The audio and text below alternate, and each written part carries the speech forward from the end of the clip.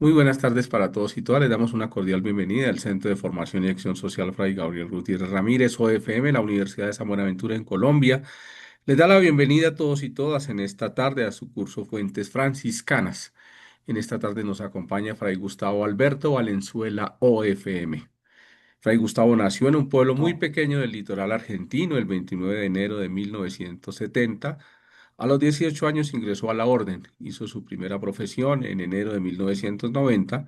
En 1994 hizo su profesión solemne y 5 años más tarde fue ordenado sacerdote. Sus primeros años de ministerio los vivió al norte del país y 4 años más tarde le pidieron ir a Roma para estudiar espiritualidad, donde hizo la licenciatura en el año 2004 y varios años después el doctorado en enero del 2020, del 2013. Actualmente se encuentra en el centro de Argentina, prestando distintos servicios en la provincia de San Francisco Solano. Fray Gustavo, muchas gracias por acompañarnos en esta tarde y le damos la bienvenida. Muchas gracias a ustedes por la invitación. Bueno, yo acá pongo un, un minutero para controlarme, porque si no me descontrolo. Bueno, entonces yo también les voy a compartir ahí una pantallita. eh,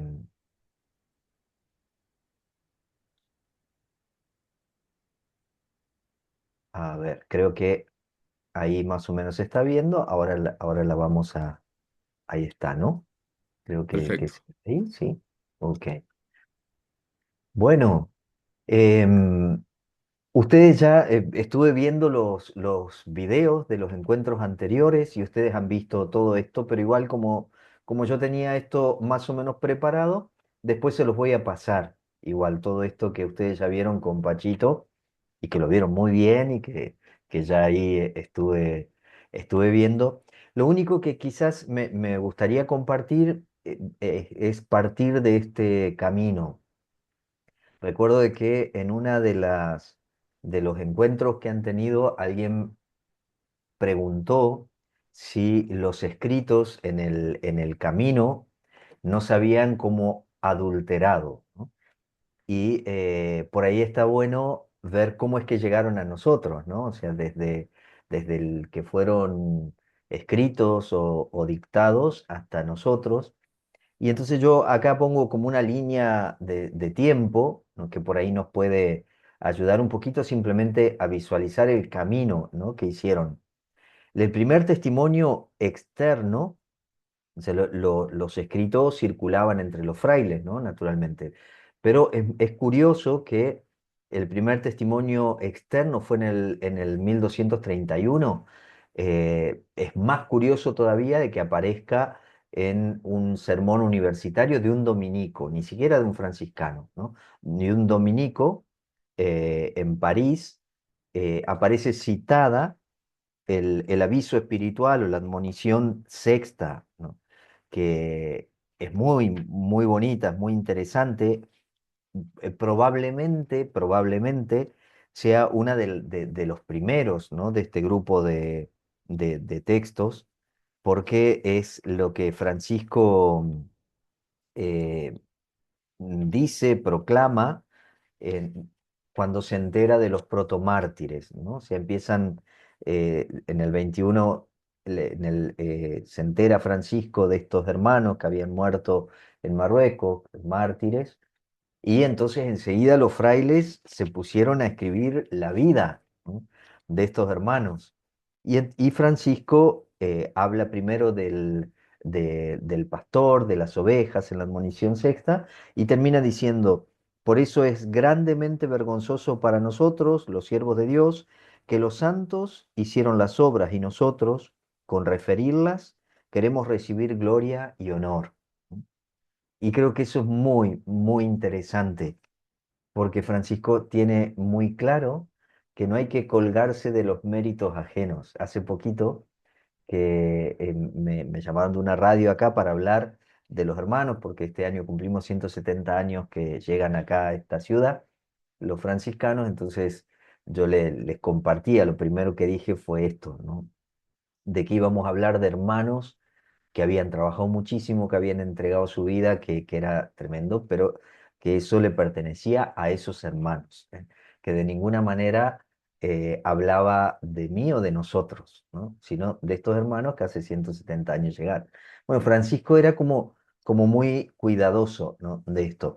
Después, ¿no? Al año siguiente, aparece una cita del aviso tercero, que habla sobre la obediencia, que en ese nos vamos a detener hoy un poquito, ¿no? Para compartir algo ahí. En el 1321, Ángel Clareno, ¿no? Usa ya los escritos bastante más, ¿no? Bastante más. Y pasa muchos años, en el 1600, recién que Lucas Wading hace la primera recopilación, ¿no? Y ahí mete de todo, pone de todo. La cosa se empieza como a purificar un poco casi 2 siglos después, ¿no? Con toda lo que trajo Paul Sabatier, ¿no? Este pastor luterano que es importantísimo para la historiografía franciscana, de algún modo porque pone el dedo en la llaga. Él había encontrado un manuscrito que, que le hacía pensar, ¿no? Le hacía creer que una de las biografías, ¿no? más picantes, digamos, era la primera, y entonces anterior incluso a Tomás de Celano, y se armó ahí, empezó todo lo que le llaman la cuestión franciscana. Unos añitos después, dos frailes, Lemens y Boehmer, es que hacen como la primera edición crítica, muy, muy em, precaria, digamos, ¿no? Sin demasiado método. Recién en el 76, Cayetan presenta una edición crítica que duró muchísimo tiempo, mucho tiempo. Ese mismo año, Boccali edita también hace una edición crítica. Es muy curioso porque los dos son frailes menores, pero uno alemán, el otro italiano, y parece que no había mucho diálogo, ¿no? Entre los dos, porque el mismo año publican dos ediciones críticas, ¿no? Y hace unos años, Carlos Paolazzi, en el 2009, publica la última edición crítica, que no tiene grandes diferencias con el texto de Esser, pero hay algunas cositas, ¿no? que sí que cambian, ¿no? Y que por ahí es bueno tener presente. De hecho, las últimas traducciones españolas ya se fijan un poco más en esta edición de Carlos Paolazzi, ¿no?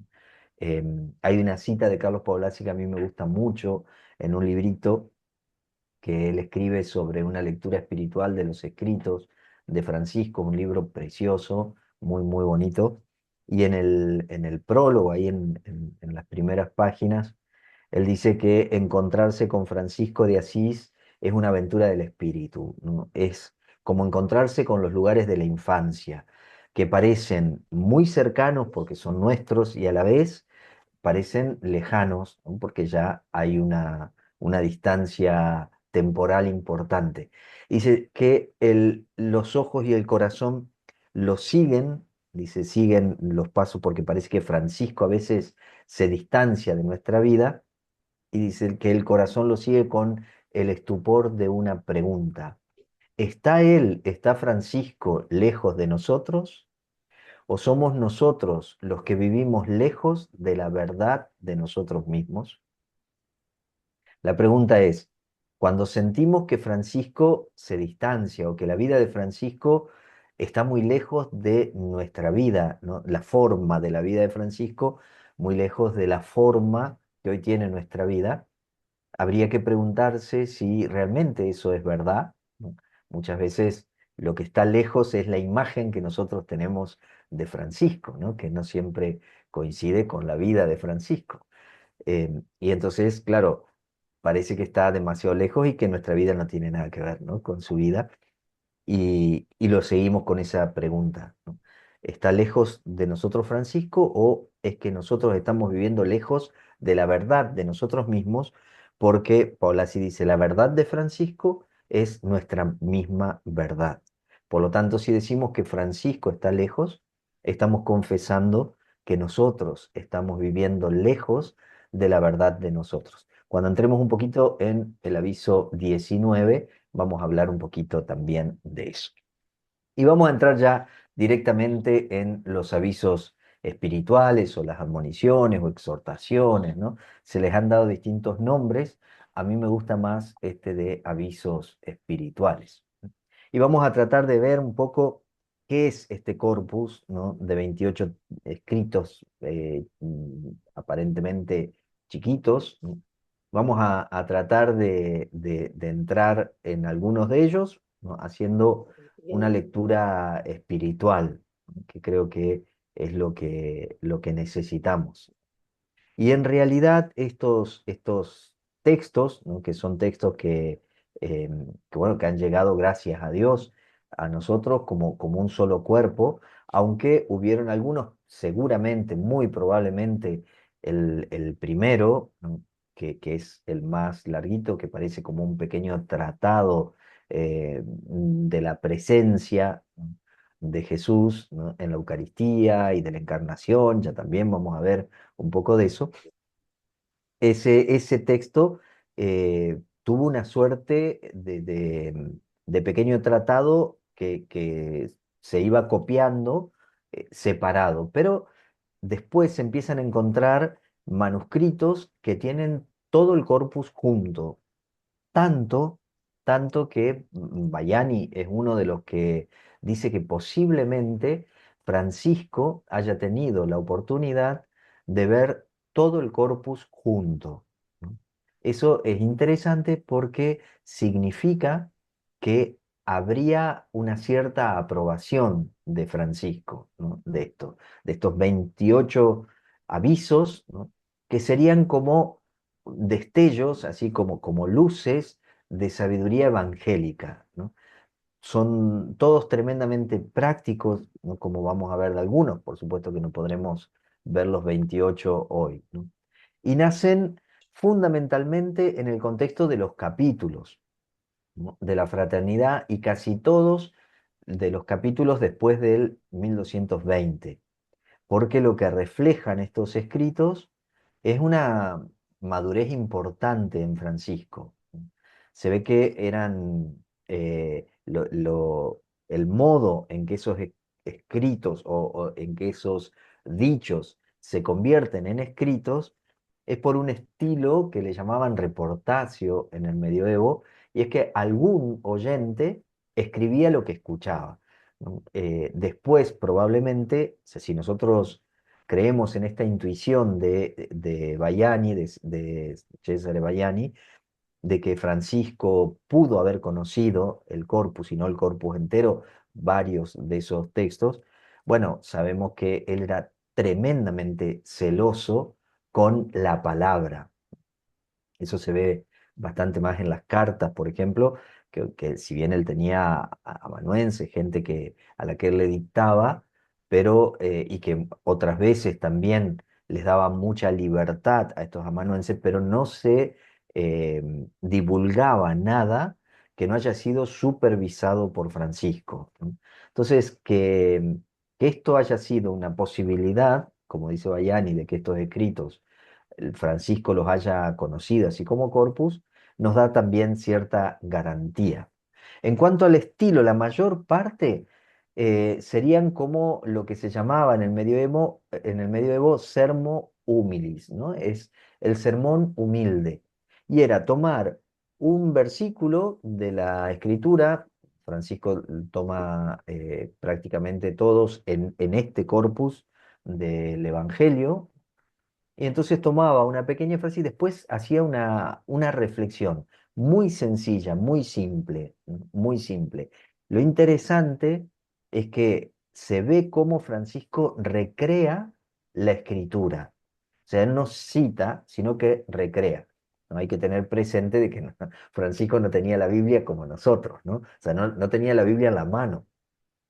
Francisco cita de memoria o trae a la memoria algún texto porque la interpelación de la vida, ¿no? Hacía que le vengan a la mente algunos textos que él había escuchado. Entonces los traía de memoria y después los recrea con una libertad impresionante. A diferencia de algunas cartas, como por ejemplo la carta a toda la orden, en estos escritos Francisco no dicta normas, ¿no? Algunos dicen que la carta a toda la orden es casi un testamento, ¿no? Acá Francisco no dicta normas, es más bien una proclamación de la vida, ¿no? Y de hecho hay un grupo importante, como ya vamos a ver, que son como una especie de bienaventuranzas, ¿no? Y eso creo que también es interesante. En cuanto a la formación de este corpus, se ve que tienen una sistematización frágil, le pongo yo. No es que sean totalmente asistemáticos, hay algunas agrupaciones, pero no es que las 28 están hiladas de una manera lógica, ¿no? Por ejemplo, el primer aviso, que es este pequeño tratado sobre la presencia, sobre el tema de la encarnación, sobre el ver y creer, ¿no? Este proceso tan importante. Después del aviso 2 segundo hasta el cuarto, giran en torno a la obediencia, ¿no? Después hay unos medios sueltos.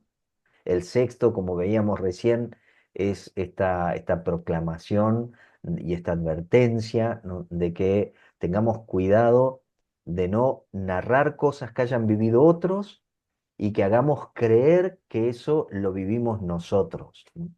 Y que en esto nosotros hemos sido medio expertos, ¿no? Como que los franciscanos a veces hablamos de la espiritualidad franciscana y como que nos orgullece ser franciscanos, y parecería un contrasentido, ¿no? Enorgullecerse de pertenecer a los menores parece un contrasentido. Por eso Francisco en eso es como muy honesto, ¿no? Muy, muy honesto. Después del aviso 13 al 26, son como un grupo de bienaventuranzas, pero que no presentan una bienaventuranza como lo que se tendría que hacer, sería como un discurso paranético o moralista. No, para nada. Lo que se hace es una proclamación de la felicidad, proclamación de una vida en plenitud, ¿no? Cuando Francisco dice bienaventurados, dichosos, está diciendo qué bueno los hermanos que viven de esta manera, qué bueno aquellos hermanos que la vida la encarnan de esta manera, ¿no? No es que lo pone como modelo, sino que dice, esto es precioso, ¿no? Esto es realmente una vida en plenitud. Y después los dos avisos finales, ¿no? El 27 es como un canto, como una alabanza, donde se invita a alimentar la virtud para que el vicio desaparezca solo, ¿no? Y tiene toda una pedagogía espiritual preciosa. Y el último, el 28, habla de el silencio, ¿no? Como expresión de la discreción, ¿no? Que es muy bonito, ¿no? El 28 como que cierra todo este camino espiritual diciendo que hay que conservar todo eso en el corazón, ¿no?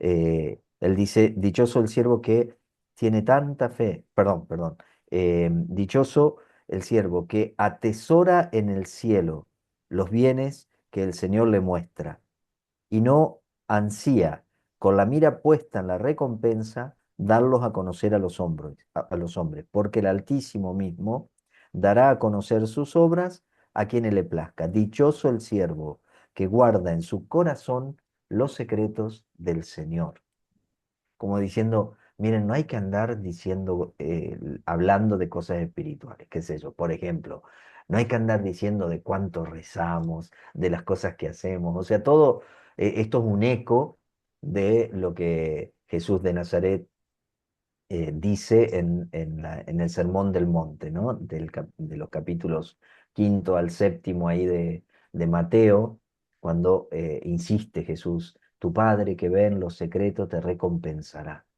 Es un eco de eso, ¿no? Bien, entonces, una de las cosas que también es interesante es que Francisco aparece como un escritor y letrado, ¿no? Él se autodenomina en el testamento como ignorante e idiota, ¿no? Ignorante e inculto, como que no tiene ningún tipo de formación cultural, teológica, literaria, de escuela, ¿no? Sin embargo, la producción de Francisco es inmensa. Si uno lo compara, por supuesto, con los teólogos medievales posteriores, no es tan significativo. Pero si uno dice, por ejemplo, eh, piensa en Domingo de Guzmán, que se conservan un par de cartas y nada más, lo que se conserva de Francisco es inmenso, es muchísimo más, ¿no? Tiene uno de los corpus más ricos de espiritualidad medieval. ¿No? Y esa paradoja no es accidental, ¿no? Es el corazón de la propuesta de Francisco. Ustedes esto también ya lo vieron, ¿no? De que las fuentes de su formación, ¿no? Así que todo esto yo acá no me voy a detener. Ustedes después lo van a tener, si quieren, este PowerPoint lo pueden tener. Sí, recordarles esto que decía, ¿no? Tomás de Celano, ¿no? Que su afecto de amante entraba donde la ciencia de los maestros no llegaba a entrar, ¿no? Es como que Francisco tiene un conocimiento del misterio, ¿no? Francisco es un místico, ¿no? Es una persona que tiene experiencia del misterio. Y ahí entraba por el afecto del amante. No entraba por el discurso de la razón, sino por el afecto del amante. Y otra de las cuestiones que por ahí está bueno tener presente es que Francisco le gustaba muchísimo esta palabrita, ¿no? Simplemente, ¿no? Que no es sencillamente, es simplemente. Simplemente significa así como se presenta, ¿no? Sin doblez. Hay que interpretar así como se presenta, ¿no? Y eso creo que es interesante, ¿no? La plena adhesión que hay entre la palabra y la vida, ¿no? Francisco intenta expresar lo que vive. Vamos a entrar un poquito en el primer aviso, en este pequeño tratado ahí de la presencia, ¿no? Me gusta llamarlo así. Y para esto nos vamos a valer de un librito de Cesare Baiani, que a mí me parece que es muy bueno que si ustedes tienen la oportunidad, la posibilidad de leerlo, que se llama Ver y Creer, la experiencia cristiana de Francisco de Asís, que es de la colección Hermano Francisco. Es un librito muy, muy interesante porque tiene una metodología de lectura espiritual de un escrito muy bueno, que se puede usar después para todo el resto de los escritos. El punto de partida, él lo presenta como un punto de partida para la lectura y la comprensión de todo el corpus, ¿no? Eh, a mí, personalmente, me gusta pensar más como la llave para entrar al corpus de los avisos espirituales, el aviso séptimo, que también vamos a leerlo ahora, pero bueno, él presenta este aviso. Yo acá cito un pedacito de casi el final, ¿no? De este aviso, donde dice, hijos de los hombres, ¿hasta cuándo serán duros de corazón? ¿Por qué no reconocen la verdad y creen en el Hijo de Dios?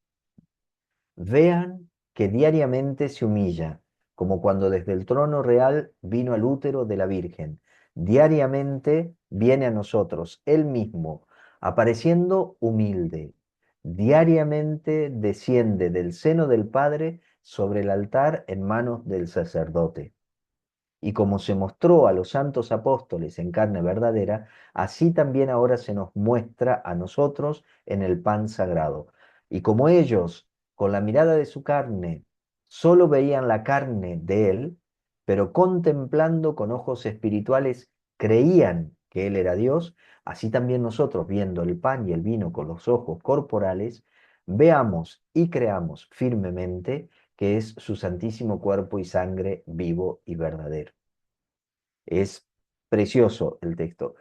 ¿Saben que con los escritos de Francisco me parece que se puede hacer lo mismo y creo que es bueno y que ayuda a hacer lo que los medievales hacían con la Sagrada Escritura, que es interpretar la Escritura con la Escritura? Yo creo que hay que leer los escritos de Francisco con los escritos. Por ejemplo, todo lo que dice Francisco en este pedacito de el aviso primero tiene unas resonancias tremendas con algunos versículos de la carta a toda la orden. Tiene mucho, mucho de resonancia. Y entonces uno haría bien en leer esto y leer también la carta a toda la orden, ¿no? Cuando Francisco habla de una exhortación que le hace a los sacerdotes de cómo tienen que celebrar, ¿no? Y de qué manera, ¿no? Eh, Porque, bueno, así como Jesús se entrega de una manera incondicional, nosotros también, dice Francisco, tenemos que hacer lo mismo. No tenemos que reservar nada para nosotros mismos, porque entero se entregó, ¿no? Se entregó entero Jesús. Eso es lo que nosotros recordamos en la celebración de la Eucaristía, esta entrega incondicional, esta entrega sin reserva, y en realidad se celebra con dignidad cuando nuestra vida encarna esa misma entrega. De lo contrario, el culto se vuelve un ritual, un culto vacío.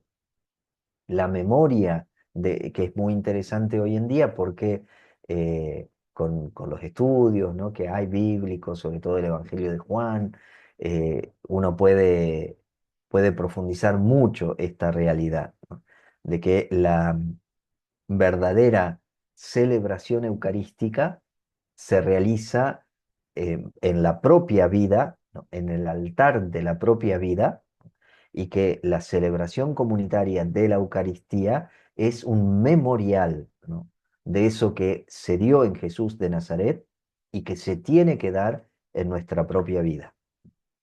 Entonces, acá, ¿no?, la elección metodológica que hace Bayani, ¿no?, él toma este primer aviso como una ventana que nos abre a la experiencia cristiana de Francisco. O sea, no es simplemente una reflexión sobre la Eucaristía, para nada. Es un espejo donde nosotros podemos ver de qué manera Francisco vive su propio ser cristiano, ¿no? El texto, por tanto, no es objeto de estudio, sino es como una lente que me permite contemplar la profundidad de la vida de Francisco. Y desde ahí se puede leer todo el corpus, dice Bayani. Es un ejercicio de teología espiritual, ¿no?, entendida como lectura teológica de la experiencia, ¿no? La teología espiritual se detiene en la experiencia cristiana, no tanto en el dato objetivo de la fe, como se decía, ¿no? O sea, no tanto en todo el cuerpo de dogmas, sino en la experiencia que el cristiano, la cristiana tiene de todo eso que recibe como doctrina, digamos. Entonces, él presenta también la cuestión de la encarnación como una estructura permanente. La tesis más original de Bayani es que para Francisco la encarnación no es un evento del pasado, sino una modalidad continua de la presencia de Dios en la historia. Es como que hay una encarnación constante, permanente y total de Dios en la historia. Esto es muy importante porque tiene mucho que ver con lo que muchos teólogos actuales hablan de esta presencia de Dios en toda la realidad. Hay una continuidad teológica profunda entre el seno de María, el cuerpo de Jesús y la mesa de la comunión, ¿no? Que acá yo digo lo mismo, ¿no? Estos tres modos, ¿no?, de plasmar, de manifestar la encarnación. En el seno de María, ¿no?, donde desciende desde el trono real, ¿no?, al vientre, y es como el primer descenso de la encarnación. Es la primera, yo acá les pongo humildación, porque tomo esto de Javier Meloni, que él prefiere hablar de humildación y no de humillación, ¿no? Porque en realidad humillación viene de humildad, pero tiene una connotación un poco medio negativa, ¿no? Porque la humillación, vieron que, por ejemplo, a nadie le gusta ser humillado, y no es bueno humillar a nadie. Por lo tanto, la humillación no es algo bueno. La humildación sí, ¿no? O sea, la humildad, decía Teresa de Ávila, es simplemente caminar en verdad, ¿no? Esto es la humildad. Entonces, yo prefiero hablar de humildación en vez de humillación. Después, la otra encarnación, ¿no? El otro modo de encarnación es en el cuerpo de los discípulos, en la vida de los discípulos, ¿no? Y el modo en que ellos aprenden a reconocer la presencia de Jesús transformada, ¿no? Ellos tienen la experiencia de Jesús en el cuerpo, del Jesús físico. Cuando Jesús muere, tienen que aprender el reconocimiento de una nueva presencia espiritual, ¿no? Que después se va a continuar en Pentecostés con la presencia del Espíritu, ¿no? Y esto naturalmente lleva tiempo, ¿no? Todo esto requiere proceso. Los discípulos necesitaron un proceso para pasar del reconocimiento de la presencia de Jesús física al reconocimiento de la presencia espiritual de Jesús en medio de la comunidad. Nosotros también, ¿no? Necesitamos ese mismo proceso. Para vivir ese proceso, la celebración de la cena en la comunidad es muy, muy importante, ¿no? O sea, es una mediación muy, muy importante. El problema entonces del ver y estos dos tipos de mirada, ¿no? Vieron que nosotros decíamos, leíamos en el aviso que los discípulos con los ojos de la carne veían el cuerpo de Jesús, pero con los ojos de la fe, con los ojos del Espíritu, podían reconocer que Jesús era transparencia de Dios, ¿no? Diríamos hoy. Entonces Francisco no habla de la fe en abstracto. A Francisco le cuesta tremendamente hablar de cualquier cosa en abstracto. Francisco nunca habla de fraternidad en el sentido que hablamos nosotros. Cuando él decía fraternidad se refería a la orden, que prefería hablar de fraternidad en vez de orden. Pero cuando quería hablar de relaciones fraternas, no hablaba, no decía relaciones fraternas, decía la relación entre los hermanos y ponía formas muy concretas de esta relación, peligros de esta relación, cómo trabajar esta relación o este vínculo. Entonces, este primer aviso describe una fenomenología de la percepción espiritual. El tema de la percepción es fundamental. Ustedes saben que la percepción es el primer momento del conocimiento. O sea, nosotros lo primero que hacemos es percibir, ¿no? Después tratamos de elaborar lo que percibimos y finalmente actuamos. Lamentablemente, con el tiempo le hemos ido restando cada vez más tiempo a la percepción, ¿no? Que le damos muy poco tiempo a percibir. Entonces, lo que hacemos es ver una realidad, la interpretamos enseguida y creemos que la realidad es lo que yo creo que es, ¿no? Porque no le doy tiempo real a la percepción, ¿no? Entonces, acá se dice, bueno, no, no, la percepción es muy importante, ¿eh? No hay dos realidades, sino dos maneras de ver la misma realidad. Por una parte está el ojo del cuerpo, ¿no? Que ve la superficie, el pan, el vino, la carne, y se detiene, el ojo del cuerpo se detiene solo en la apariencia, ¿no? Pero no es que esto que esté mal, simplemente de que es una parte. Espero no confundir, pero a mí me gusta traer en esto lo que decían los victorinos, ¿no? Em, Hugo de San Víctor, ¿no? Ellos decían que nosotros conocemos por medio de tres ojos, tres ojos.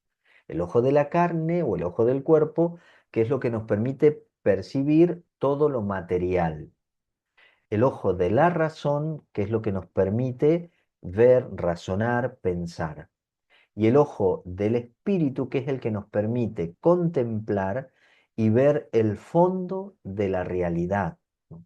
El fondo de lo real, que sería, es lo que nos permite ver a Dios en todo y en todos, ¿no? O sea, este tercer ojo, que acá Francisco lo llama como el ojo del espíritu, es fundamental, porque si no nos quedamos en una percepción de la superficie y nos quedamos en un pensamiento, ¿no? En un razonamiento de lo que yo creo percibir y no voy al fondo de la realidad que solamente lo puedo ver con el ojo del espíritu. Entonces, él lo que plantea acá Bayani es que la fe, ¿no? El ejercicio de esta mirada contemplativa, ¿no? Es una forma profundísima de conocimiento, ¿no? Y acá cito de nuevo este pedacito del aviso espiritual primero. Como ellos, como los discípulos, con la mirada de su carne, solo veían la carne de él, el cuerpo de Jesús, pero contemplando con los ojos espirituales, creían que él era Dios, así también nosotros tenemos que ver y creer, es decir, no quedarnos meramente en lo superficial, ¿no? Tenemos que aprender a ir a lo más profundo de la realidad, no solo en cuestiones eucarísticas, sino en toda la realidad. Fe y visión no son opuestos, ¿no? Esto es bien joánico, ¿no? En el Evangelio de Juan se da todo un proceso entre el ver y el creer. ¿Se acuerdan cuando van corriendo ahí Pedro y Juan y llegan a la tumba y entonces Juan ve, no, pero no entra, después Pedro llega, entra y dice el evangelista, vio y creyó, ¿no? Es decir, vio lo que se ve más allá de la apariencia. Entonces Bayani muestra que Francisco no opone fe y visión, sino que las articula. El ver y el creer no es una secuencia, primero veo y después creo, ¿no? Sino una operación espiritual única y simultánea. Es decir, yo veo con profundidad y entonces estoy viendo lo que la fe me permite ver. O sea, no es como decía Freud, ¿no? Que no, perdón, Freud no, esto decía Nietzsche, que él decía que no sabe si la fe movía montañas. Él dice, lo que sí sé es que pone montañas donde no las hay, ¿no? O sea, no es que la fe inventa cosas, y en eso tenemos que ser muy críticos, ¿no? Sino que la fe nos permite ver lo que no se ve en una primera mirada aparente. Después hay una continuidad con la tradición. Francisco se inscribe en la gran tradición patrística, especialmente agustiniana, ¿no? Que entiende la fe como un modo superior de conocimiento, no como renuncia a la inteligencia, sino como superación. Y el modelo que pone son los apóstoles, ¿no? Ellos son los que realmente pudieron ver. Bueno, pasamos así medio rapidito al aviso séptimo, que a mí me parece muy interesante. Francisco toma el texto de Pablo, la letra mata, pero el espíritu da vida. Y dice, pone en dos párrafos, aquellos que son matados por la letra, los que desean simplemente saber las palabras para ser tenidos por más sabios que los demás y poder adquirir grandes riquezas. Esto significa aquellos que alimentan su ego, ¿no? Con lo que saben. La letra mata también a aquellos religiosos que no quieren seguir el espíritu de las divinas letras. Las divinas letras son las sagradas escrituras, sino que solo desean saber las palabras e interpretárselas a los demás. Y son vivificados por el espíritu, ¿no? Aquellos que no atribuyen al propio yo, al ego, toda la letra que saben, sino que con la palabra y el ejemplo la restituyen al Altísimo Señor Dios, de quien es todo bien. Y esto es importantísimo. Para Francisco, la letra es simplemente la portadora de un espíritu. Lo que transforma es el espíritu de las letras, nunca la letra, ¿no? Nunca la letra. Por eso él habla de un literalismo espiritual, ¿no? Francisco hace ahí un giro bastante interesante porque Pablo habla de la letra que mata y Francisco dice que son muertos por la letra, es decir, son como asesinados, ¿no? Por la letra. Si uno no está atento y no dirige toda la atención al espíritu de la letra, se puede quedar solo en la letra y entonces se enorgullece, ¿no? A mí, saben que esta cosa me parece muy real porque, bueno, yo estuve un tiempo en Roma y a mí me sorprendía tremendamente gente muy estudiosa y estudiada que, por ejemplo, no podían vincularse, relacionarse entre hermanos, ¿no? Y era una cosa tremenda, que yo hoy en día lo veo y digo, claro, había una lucha de egos ahí tremendo, ¿no? Que sería lo que Pablo dice, la letra que hincha, ¿no? La ciencia que hincha, que Francisco decía, hay que tener mucho, mucho cuidado con eso, mucho cuidado con pretender saber más, ¿no? Es triste, ¿no?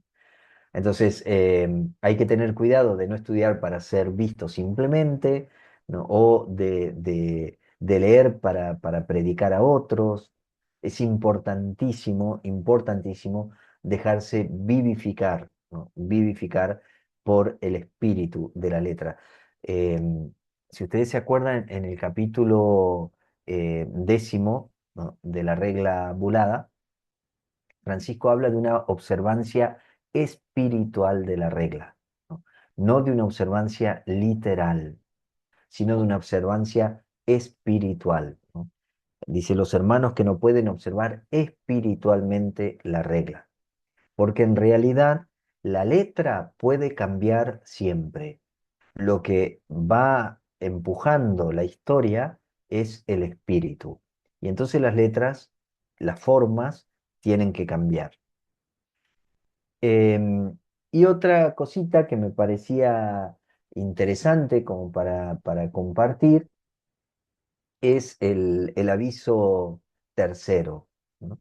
Creo que es muy, muy interesante, que es sobre la obediencia perfecta, ¿no? ¿Se acuerdan que en el aviso tercero, Francisco habla de tres tipos, ¿no? de obediencia, ¿no?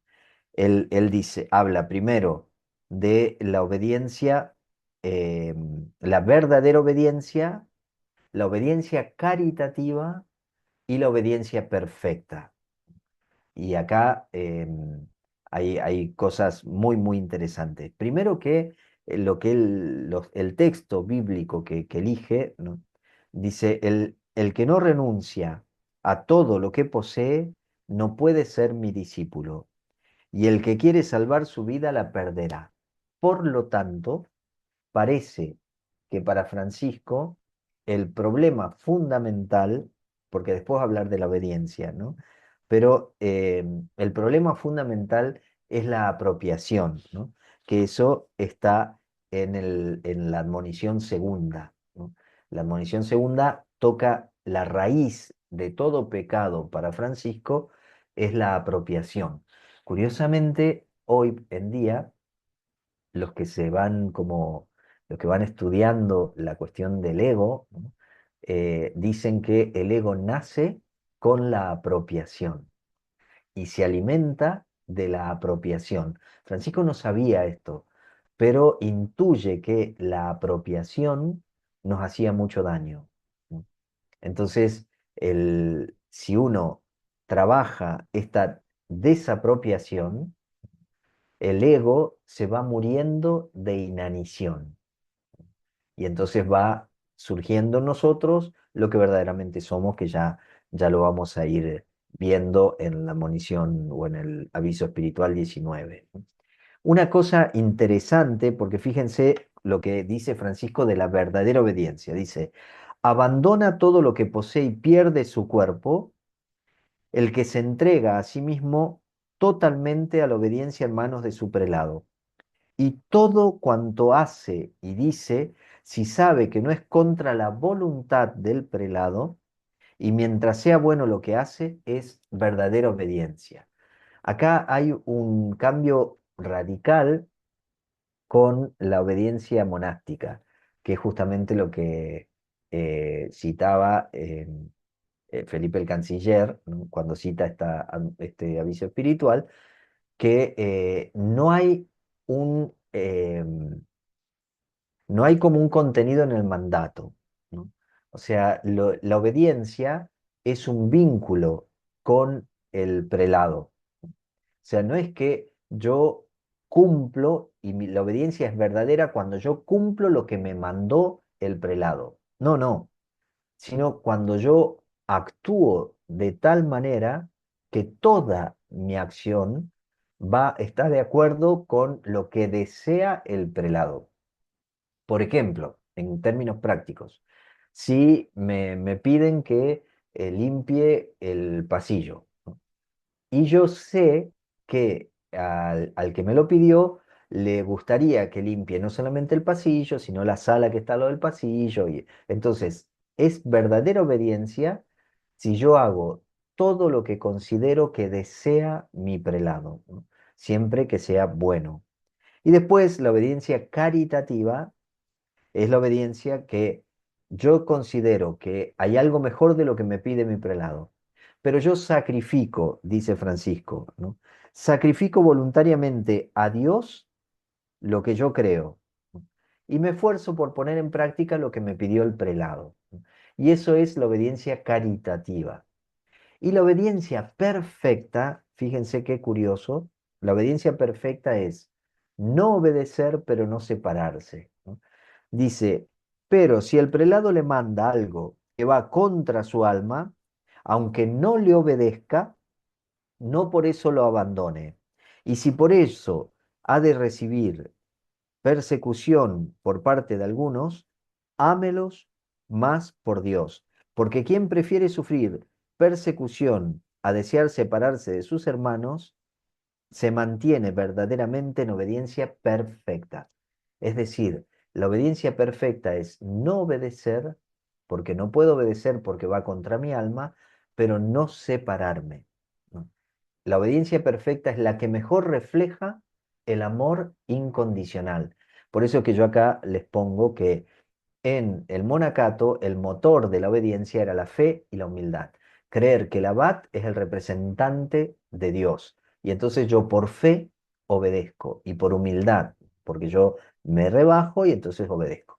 El superior es el representante de Dios, ¿no? En cambio, para Francisco, el motor no es la fe y la humildad. El motor es el amor. Yo obedezco porque amo. Y por eso Francisco y Clara, los dos, cuando piensan en los hermanos y las hermanas que animen la fraternidad como ministros o como abadesa, piensan en hermanos y hermanas que sean como carismáticos, a los que obedecer sea algo sumamente natural, ¿no? Clara dice que te obedezcan más por amor que por temor, ¿no? Que no te obedezcan por el rol, sino porque te aman, ¿no? Porque, y fíjense que es mucho más natural. Uno cuando ama, obedece naturalmente, ¿no? Yo no necesito estar imponiéndome una obediencia si realmente amo. Y después me parece que este aviso espiritual tercero tiene una relación muy clara con la segunda en el tema de todo lo que tiene que ver con la apropiación, ¿no? Y en el aviso espiritual cuarto, donde se extiende la obediencia, ¿no? No solo al prelado, sino a todo hermano, ¿no? Por lo tanto, el contexto de la obediencia es la fraternidad, ¿no? Y la obediencia para la vida en fraternidad es el vínculo del amor. O sea, lo que hace que yo obedezca a mi hermano es que yo lo amo. Y el aviso espiritual 19 a mí me parece precioso, que es la verdadera identidad. Ahí en ese aviso Francisco dice, dichoso el siervo que no se cree mejor cuando es ensalzado y alabado por los hombres, de lo que se cree cuando es tenido por vil, simple e indigno o despreciable. Porque lo que el hombre es ante Dios, eso es y nada más. Ahora, acá hay algo que a mí me parece muy interesante, ¿no? Sobre la identidad. Y permítanme acá hacer uso de un aporte que nos da la psicología transpersonal actualmente y la filosofía perenne. Tanto una como la otra hablan de tres niveles de identidad. Hay un nivel de identidad, el más profundo, que es, le llaman ellos yo universal, que es lo que constituiría la imagen y semejanza con Dios, ¿no? Ese fondo es lo que nosotros somos verdaderamente, ¿no? Ahí, en ese fondo, todos nosotros somos bondad, verdad, belleza, plenitud, libertad. Eso es lo que somos, porque somos imagen y semejanza de Dios. Javier Meloni dice, yo no soy Dios, pero estoy hecho de lo que Él es. ¿Mm? Nosotros estamos hechos de lo que Dios es. Cuando Dios infunde en nosotros su espíritu, infunde su espíritu. Y no es que nos da un espíritu de menor calidad, no, no. Y eso constituye nuestra identidad más profunda. Ahora, esa identidad profunda se expresa, se manifiesta en lo que podríamos llamar un yo individual o particular, ¿no? Billy Jagger, un benedictino, decía que cada uno de nosotros somos formas en las que Dios quiere vivirse a sí mismo. Es decir, cada uno de nosotros somos una forma en la que Dios se quiere revelar. Y esto es maravilloso. Ahora, ese yo individual particular es leído por mi mente y lo que yo creo, lo que mi mente cree que soy, eso constituye el yo superficial o mental. Ahora, lamentablemente, nosotros solemos vivir desde ahí. Solemos vivir desde este yo superficial o mental. Yo no vivo desde lo que soy, yo vivo desde lo que creo ser. Lo ideal sería que vivamos desde lo que somos realmente, ¿no? Desde la conciencia de que somos bondad, verdad, belleza, plenitud. Y el que tengo enfrente o la que tengo enfrente es bondad, verdad, belleza y plenitud. ¿Por qué eso no se nos nota? Porque nosotros solemos estar heridos. Cuando yo veo que una persona no refleja esa bondad, esa verdad, esa belleza, esa plenitud, esa libertad, yo tengo que pensar que esa persona está herida. Y cuanto más distancia haya entre lo que manifiesta y lo que verdaderamente es, entonces la herida es mayor. Cuando Francisco dice que nosotros somos lo que somos ante Dios y no más, se refiere a ese yo universal. Eso es lo que somos ante Dios. Lo que yo soy ante Dios es bondad, verdad, belleza, plenitud, libertad. Lo que el hombre es ante Dios. Y eso es nuestra identidad. El resto es simplemente algo relativo a esa identidad más profunda. Y eso me parece que es importante tenerlo presente. Y ojalá podamos vivir desde nuestra identidad más profunda. Entonces, los avisos, ¿no?, espirituales no son un manual de perfección ni un programa espiritual. Son el eco de un hombre que aprendió a leer la vida con ojos de evangelio y que nos invita a vivir de la misma manera. Por lo tanto, no son normas, son una proclamación de vida. No presentan un sistema, sino que son como pequeños destellos de vida evangélica. Por eso es que no hay que buscar ahí una coherencia lógica, sino resonancias espirituales. No son ciencia porque no están hechos en un escritorio, son sabiduría profunda de vida, son manifestación del espíritu y son palabra viva. La única lectura legítima tiene que ser la práctica, la vida. Nosotros tendríamos que leer los avisos espirituales e ir encontrando resonancias, ecos en nuestra vida. En la leyenda de Perusa se dice esto, ¿no? De que el hombre realmente sabe, la ciencia que tiene el hombre es lo que obra, lo que vive, no los conocimientos que tiene en la cabeza, sino lo que realmente vive. Eso es lo que sabe.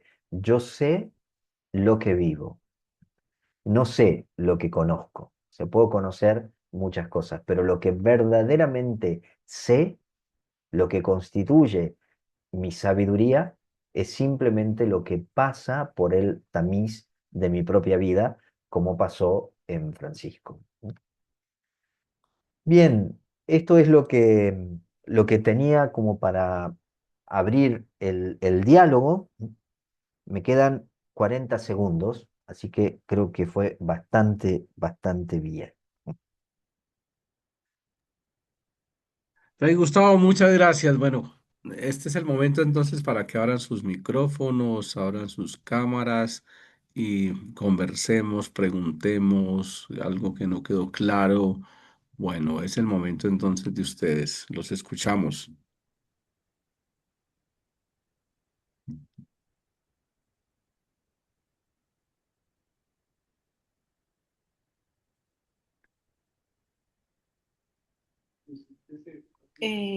Buenas noches.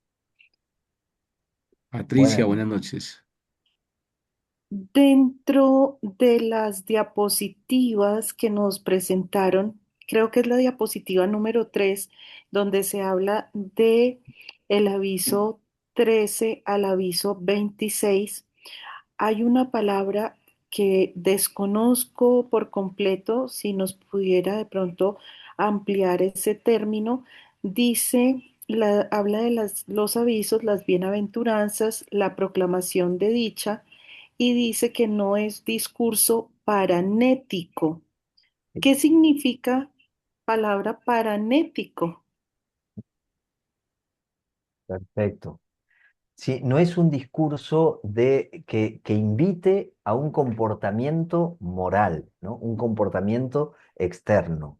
¿No? O sea, a veces uno lee, qué sé yo, por ejemplo, el aviso espiritual 13, ¿no? Que habla sobre la paciencia. Entonces uno lee, dichosos los pacíficos que porque serán llamados hijos de Dios. Y dice Francisco, el siervo de Dios no puede saber cuánta paciencia y humildad tiene mientras se le da gusto. Más, cuánta paciencia y humildad muestre en el momento en el que le contrarían quienes debieran darle gusto, tanta tiene y no más. A veces nosotros leemos esto y lo leemos como si fuera un mandato, ¿no? Como que yo tengo que aprender a soportar cuando me llevan la contra, ¿no? Y entonces así voy a ser paciente. Eso sería una interpretación paranética de la admonición. En cambio, el aviso lo que dice es que es una bienaventuranza. Lo que Francisco dice, qué feliz es el hombre o la mujer que es capaz de soportar con paciencia, es capaz de vivir con mucha libertad interior cuando le llevan la contra. Esto actualmente significaría que yo no estoy identificado o mi ego no se identifica con lo que creo, lo que pienso, lo que siento, ¿no? Yo suelo decir, yo tengo sentimientos, yo tengo ideas, ¿no? Pero yo no soy mis ideas, yo no soy mis sentimientos. Entonces yo no me voy a poner a pelear por ideas que tengo, porque aparte tengo 56 años y en estos 56 años he cambiado de ideas muchísimas veces. Entonces no me voy a andar peleando por cosas que cambian tanto. Entonces, yo sé que tengo ideas y agradezco las ideas que tengo mientras me sirvan, pero estoy abierto a que se piense totalmente distinto, no pasa nada, no pasa nada. Si yo lo interpretase de una manera paranética o de una manera moralista, yo lo interpreto como un mandato, ¿no?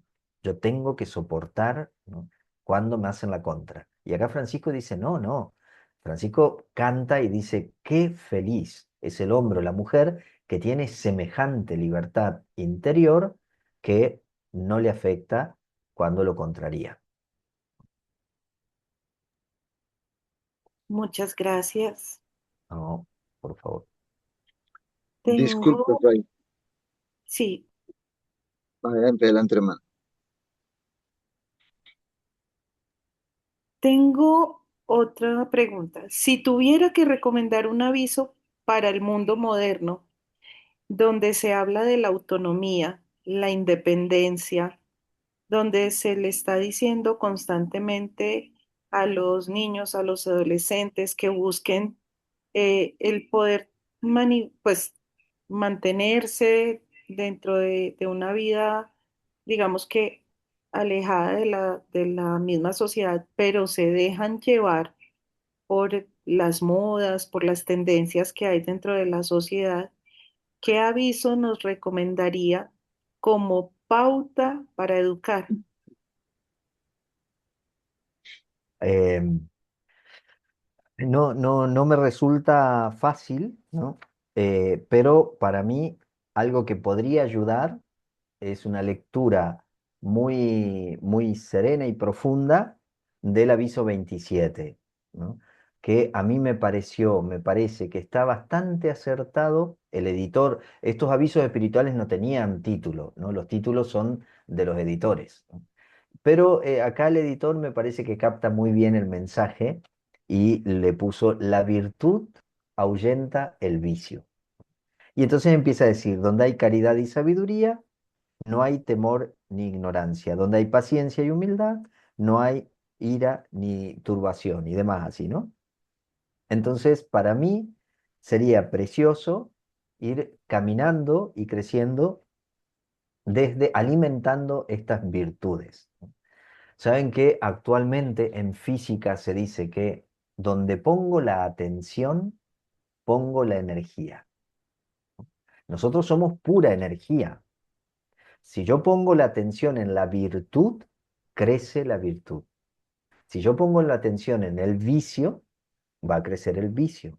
Sin querer, porque esto no fue intencional, durante muchísimos siglos, el cristianismo puso más atención en el pecado que en la gracia. Entonces había que cuidarse de no pecar y estábamos muy obsesionados por cuidarnos de lo que íbamos alimentando sin querer.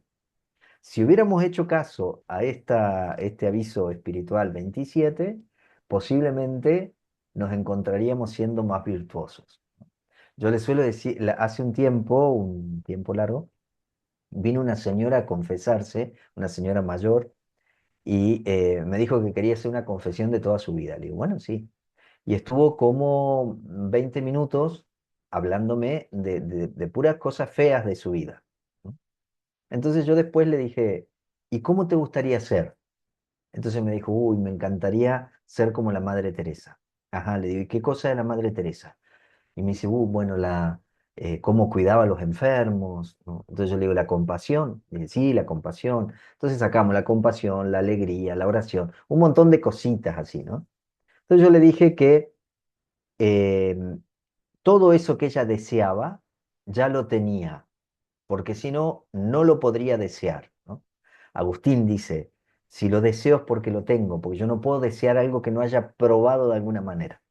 Pero el problema, le digo, es que venías muy distraída en todo eso que me contaste en los primeros 20 minutos y muy distraída de estas cosas que vos deseás porque lo tenés. Digo, entonces a partir de mañana tu oración tiene que estar centrada en dirigir la atención a lo que verdaderamente sos. Entonces te vas a levantar y vas a educar la atención, porque nosotros hoy en día tenemos un problema muy grande de atención. La atención se nos va para todos lados, a todos, ¿eh? Grandes, chicos, medianos, todos. Y tenemos que aprender a educarla, ¿no? Tenemos que aprender a estar donde estamos. Nosotros nos despertamos y ya estamos pensando en un montón de cosas que tenemos que hacer. Si todavía no nos levantamos, entonces uno tiene que decir: me estoy levantando, me estoy calzando, me estoy lavando la cara, estoy preparando el desayuno, estoy... Y cuando estoy así de presente, ir adentro y decir: yo soy paciencia. porque eso es lo que soy en lo más profundo. Yo soy amor incondicional. Y entonces alimentar eso que verdaderamente somos. Sin proponérnoslo, vamos a ver que empezamos a ser más buenos, sin proponernos hacer cosas buenas, porque vamos recuperando nuestra naturaleza, ¿no? Y nuestra naturaleza es la imagen y semejanza con Dios, ¿no? Lo que veíamos en el aviso 19. Muchas gracias. Con más. Muy bien, ¿quién más tiene? ¿David iba a preguntar algo? Sí, para fines prácticos, Fray. Por Mm. ejemplo, cuando uno ocupa algún puesto en alguna institución, en alguna empresa, es dado que hay políticas y estrategias que se tienen que aplicar. Y de pronto, pues alguna persona no las quiere seguir. Aunque uno no pierda la paciencia, aunque uno no pierda la calma, pero pues hay que seguir ciertas políticas. En ese caso, este, ¿qué sería lo propio? Renunciar, digo, por lo que platicábamos anterior con la hermana, sería renunciar a esas políticas, ser firme, ¿qué actitud tomar como franciscano seglar, por ejemplo? Es complicado ahí. Bueno, se me hace complicado ahí. Ajá. Mira, yo te recomendaría un librito de Frédéric Laloux, que no tiene nada que ver con franciscanos, pero es muy interesante, que se llama Reinventar las organizaciones. ¿Mm? Es un libro que estudia 13 organizaciones diferentes desde el nivel de conciencia actual y donde él sostiene que lo que produce realmente un cambio es la confianza, no el control, sino la confianza. Y nosotros eso lo sabemos, porque cuando nosotros experimentamos que alguien me tiene confianza, por lo general se despierta en mí mayor responsabilidad. Pero cuando yo percibo que alguien desconfía de mí o tiene una apreciación, una valoración descalificativa, ¿no? Entonces uno se tira a peor, ¿no? O sea, eso es como una reacción medio natural. Entonces, yo creo que, fíjate, Francisco, ¿no?, tuvo esa misma dificultad. Francisco en el 1220 renuncia a ser ministro general de la orden, porque se da cuenta que los hermanos no caminan de acuerdo a lo que él había pensado para la fraternidad, ¿no? Y entonces renuncia. Sin embargo, no abandona.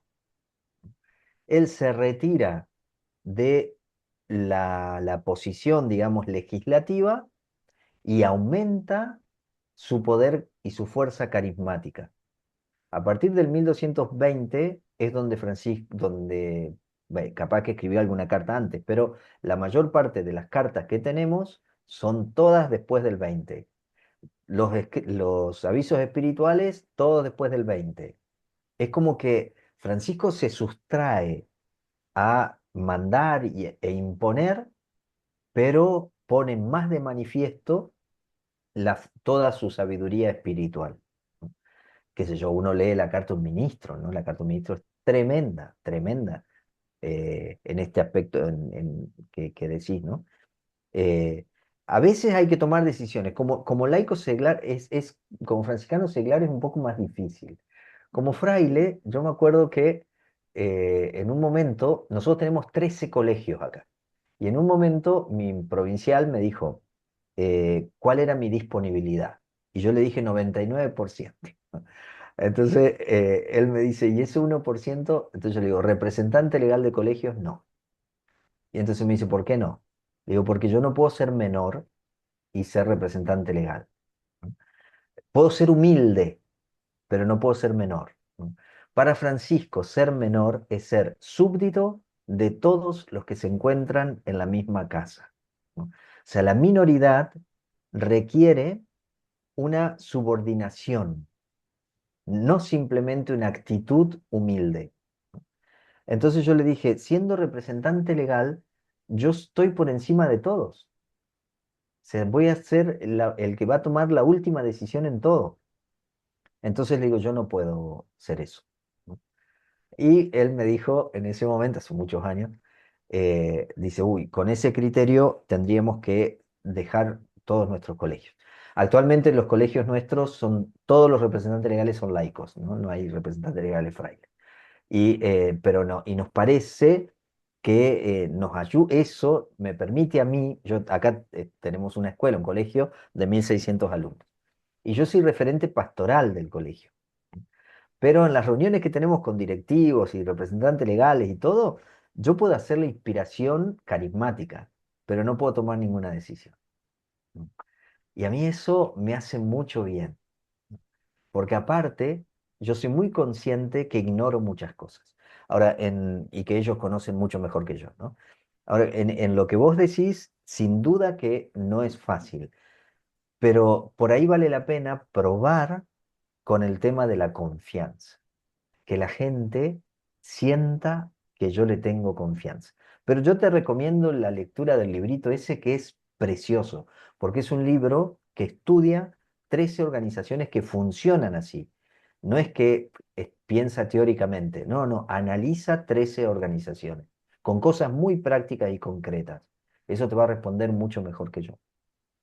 Excelente, gracias, porque No, por nada. justamente soy eso, el representante legal de una institución educativa y es bien complicado. Sí, Muchas gracias, Fray. por nada.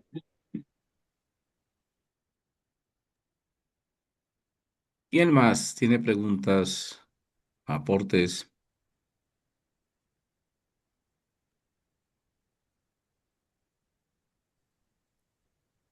Tengo otra inquietud. Fray Gustavo nos habla de los avisos espirituales de San Francisco. De alguna manera podrían considerarse estos avisos espirituales también como una pauta parecida, semejante, sin que estemos haciendo como un paralelo con otra comunidad, pero como los ejercicios espirituales ignacianos, o sea, como esa pauta dentro de las comunidades o, o es, no sé, puede ser un error mío y bienvenida a la corrección también. Yo creo que lo que pueden tener en común es que los ejercicios espirituales de Ignacio son elementos para el discernimiento, o sea, lo que buscan es discernir. En ese sentido, yo creo que sí, ¿no? Los distintos avisos eh, tienen una sutileza y un conocimiento de lo humano y de lo humano que busca, ¿no? El crecimiento espiritual muy grande, entonces sirven mucho para el discernimiento, mucho, y es un discernimiento muy práctico. Lo que tendría de diferente es que en los ejercicios de Ignacio hay un orden correlativo, o sea, hay una sistematización, ¿no?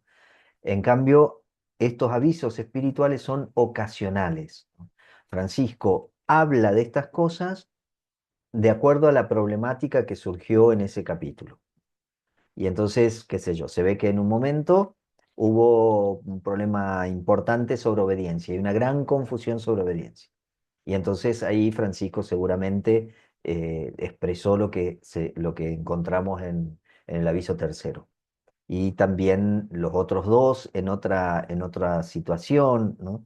El 2 y el 4 son cosas como muy puntuales que no hay una lógica de un proceso, pero sin embargo, cada uno es muy bueno para el discernimiento.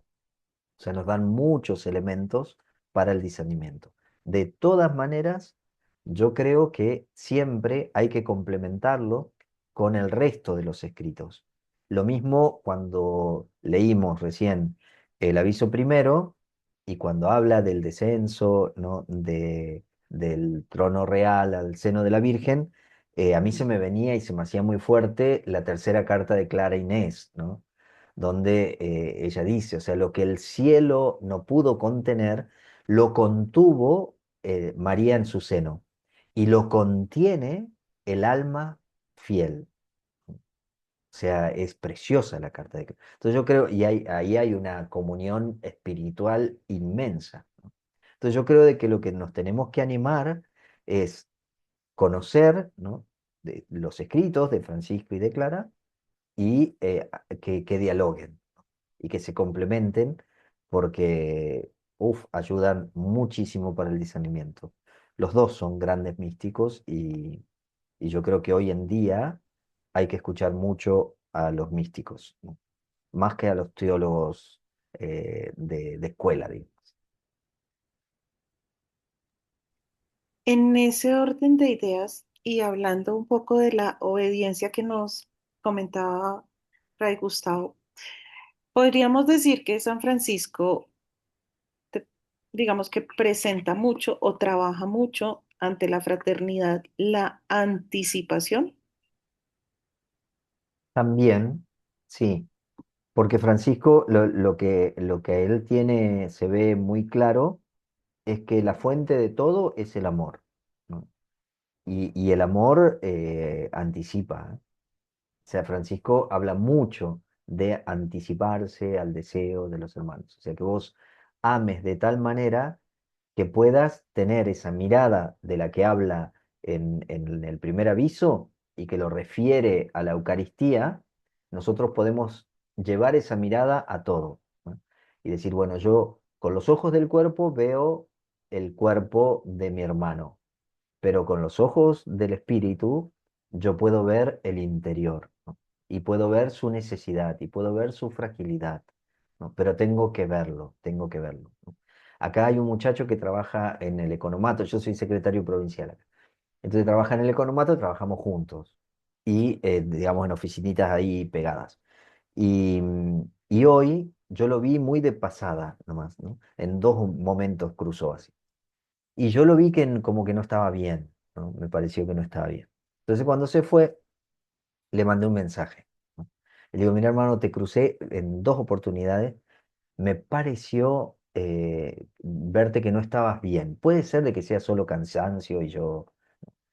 Y me respondió y me dice, uy Gus, qué observador. La verdad que sí, hace un par de semanas que vengo bastante mal porque a mi papá le diagnosticaron principio de Alzheimer y yo estoy tratando de hacerme cargo de un montón de cosas que me superan, ¿no? Y no estoy bien, ¿no? Em, para poder ver, ¿no? Eso hay que detenerse, ¿no? Y hay que animarse a mirar, ¿no? Yo creo que nosotros tenemos una prisa tremenda. El martes hubo acá una formación situada, le decimos, del colegio, que viene todo el personal del colegio. Y en un momento un muchacho dijo de la importancia de estar con los hijos y qué sé yo, y de leerle los mismos cuentos a los chicos chiquitos.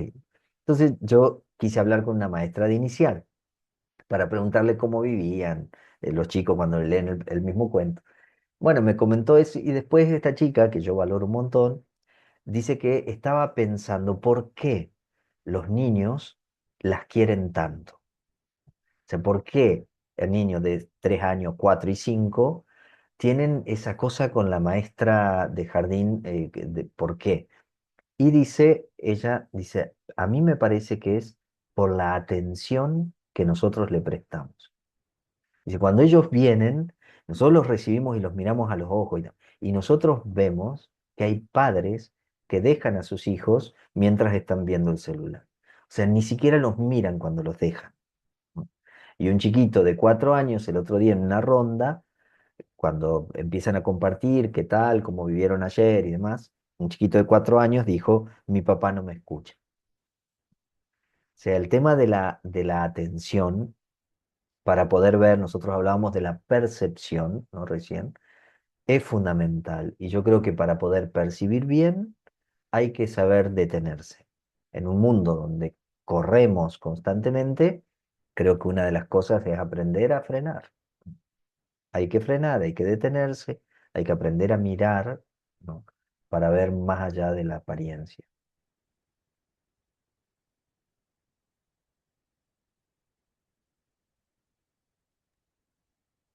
Muy bien. Fray Gracias. Gustavo, muchísimas Gracias. gracias. Por nada, un De gusto. verdad que ha sido una tarde espectacular. Entonces, de verdad, muchísimas gracias. Un aplauso para Gustavo No, gracias a ustedes, gracias a y ustedes. otro aplauso para todos y especialmente aquí para Patricia. Muchas gracias. Creo que, como siempre les he dicho, es importante estos espacios, este espacio final, porque es espacio para conversar, para preguntar, para entrar en ese diálogo que también es bien importante y no quedarnos solamente en cuestiones académicas, sino también tocar la vida, ¿no? Creo que tocar la vida es bien importante y Francisco toca la vida todos los días, ¿no? De nosotros y entonces qué bueno que vayamos poco a poco creciendo en esta participación. Muy bien, me regalan por favor sus cámaras, los que puedan para un registro. Gracias, muy amables.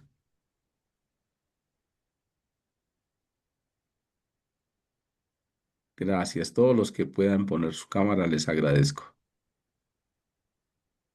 Eso es muy bien. Gracias. Muy bien, gracias. Eso es. Todos los que puedan poner sus cámaras.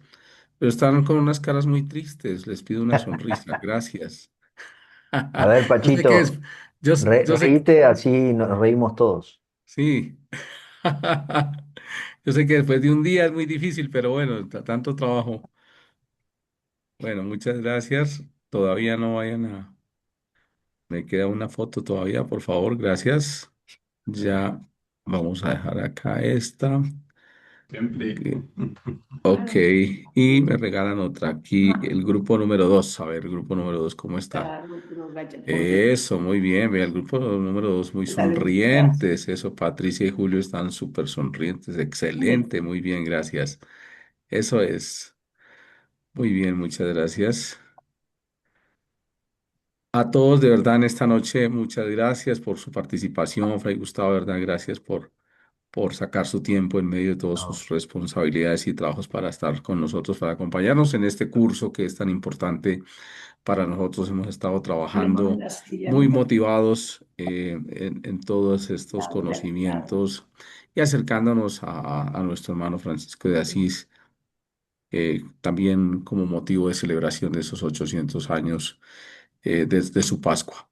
De verdad, muchas gracias a todos, de verdad, felicitaciones por sus participaciones, por sus trabajos. Ahí van los globitos de motivación para todos en esta noche.